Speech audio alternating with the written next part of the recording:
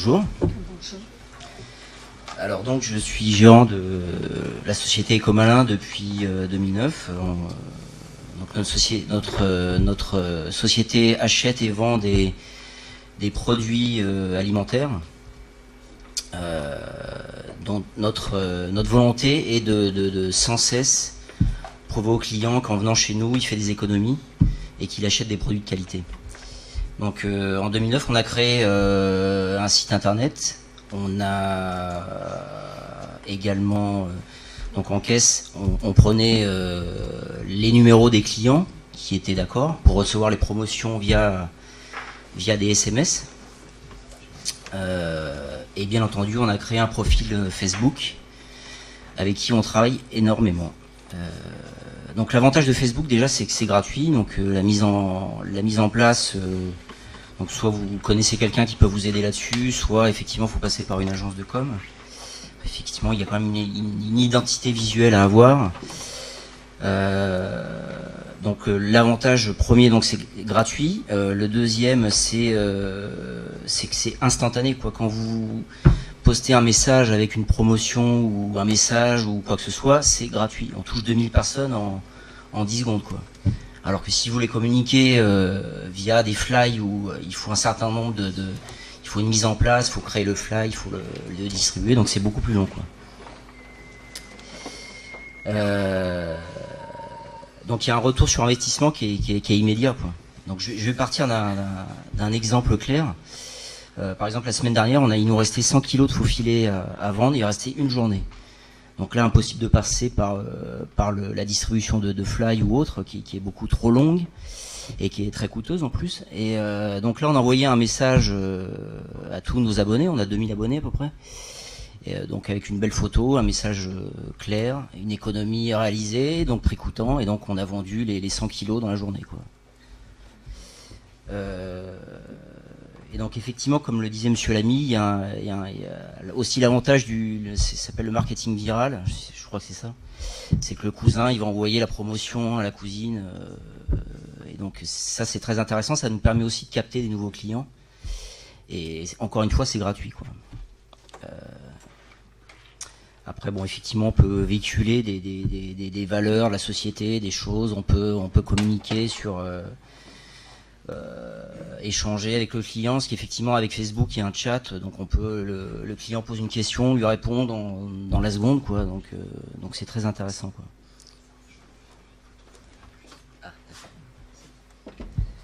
Donc effectivement, quand on a un arrivage, nous, on met des photos et donc le client voit tout de suite l'arrivage, le produit, et donc c'est hyper intéressant. Il voit la marque du produit, il voit l'économie réalisée et il voit que ça vient d'arriver. Donc c'est vraiment dans l'instantanéité, quoi.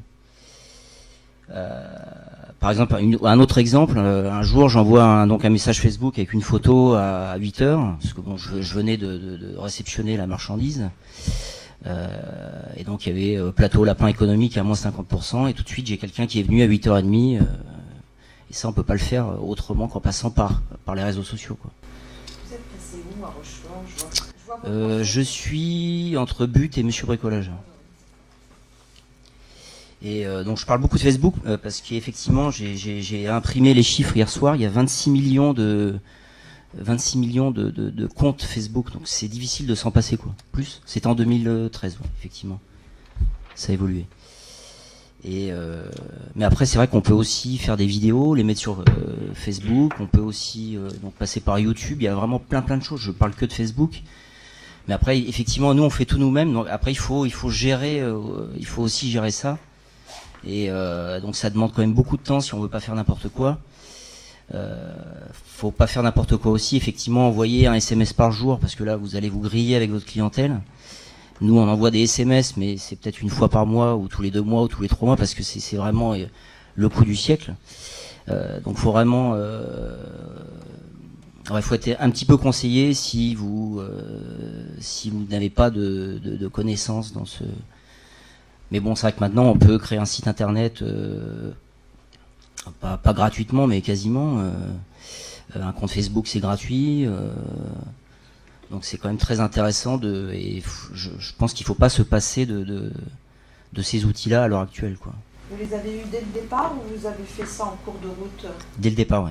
Ah oui, donc vous pouvez pas comparer avant-après. Non, c'est vrai que... Non, dès le départ. Mais bon, j'étais dans le métier, quelque part dans la communication, que ça me paraissait une évidence même de créer ce... Vous vendez aux professionnels ou à tout le monde. aux particuliers aussi? Ah ouais. Et vous avez mis combien de temps avant que ça prenne en fait? Que vous ayez des retours? Un mois. Bah, les gens sont très demandeurs en fait, hein. C'est vrai que quand on a des nouveaux clients, on laisse quand même un flyer avec ce que fait ce que fait le magasin, avec les coordonnées Facebook et donc les gens sont très demandeurs de ce genre de choses, quoi. Parce que c'est quand même très intéressant effectivement de recevoir à 22 h les promotions du magasin sans être obligé d'y venir.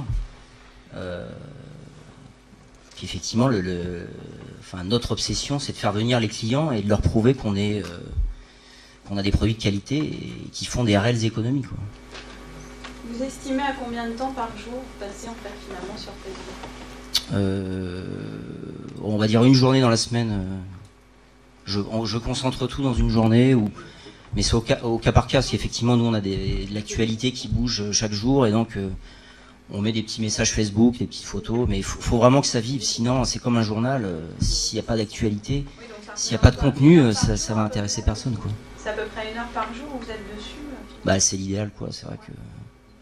Après je sais pas, monsieur l'ami, comment ça se passe? Ça me paraît complètement cohérent, mais surtout en adéquation avec votre activité, quoi. Oui, voilà, c'est ça. Effectivement, ça s'applique pas forcément à chaque activité. C'est vrai que nous, c'est l'alimentaire, donc on a des arrivages différents chaque jour, des promotions différentes, parce que voilà, il y a des dates courtes, il faut que le produit parte, sinon bah, on jette tout. Donc effectivement, il faut être hyper réactif et c'est complètement adapté à notre activité, quoi. Maintenant, ça peut être adapté à des vendeurs de chaussures qui font une promotion et qui n'ont pas le temps de faire des fly. Et, enfin, je sais pas. Après, c'est vrai que c'est... C'est le meilleur moyen de communiquer, je pense, maintenant. Non, faut pas stigmatiser de cette manière-là non plus, hein. Ouais, c'est vrai que... Les autres vecteurs, ça dépend des activités. Faut pas... Là, dans ce cas-là, c'est absolument vrai. Je pense que votre modèle a été un peu conçu là-dessus, d'ailleurs. Mais c'est pas vrai pour tout le monde non plus. Ouais, c'est vrai que ça fait partie d'une communication, il n'y a pas que ça. C'est vrai que moi je parle que de ça, mais on a quand même fait une distribution de flyers, parce que tout le monde n'a pas Facebook, tout le monde n'a pas de téléphone portable. C'est vraiment, voilà, ça fait partie de... C'est un package, mais je vous parle que de ça, mais il y a autre chose, quoi. Vous êtes que sur Facebook ou aussi sur Google+? Google+, aussi, oui. On n'a pas trop travaillé Google+. Attention, vous avez 3 nouveaux amis, là. C'est là. Ah, ouais.